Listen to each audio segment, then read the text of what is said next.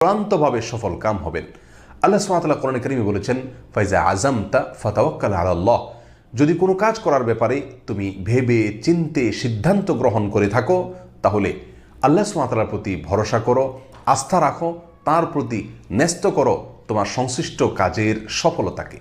অন্য আয়াতে তিনি বলেছেন, ওমান ইয়াতাওয়াক্কাল আলাল্লাহ ফাহুয়া হাসবু, যে ব্যক্তি আল্লাহর প্রতি ভরসা করবে, তাওয়াক্কুল করবে, আল্লাহ তার জন্য যথেষ্ট হয়ে যাবেন। আর আল্লাহর যার জন্য যথেষ্ট হয়ে যান, সেই ব্যক্তি কখনো ব্যর্থ হতে পারে না। আর সংশ্লিষ্ট কাজ শেষ করার পরে যে কাজটি করতে হবে তা হলো, সে কাজের যেই ফলাফলই আসুক না কেন, সেই ফলাফলে সন্তুষ্ট থাকতে হবে। আল্লাহর ফয়সালায়, আল্লাহর সিদ্ধান্তে, আল্লাহর কাজার উপরে সম্পূর্ণরূপে যখন বান্দা রাজি থাকবে, সন্তুষ্ট থাকবে, আল্লাহ সুবহানাহু ওয়া তাআলা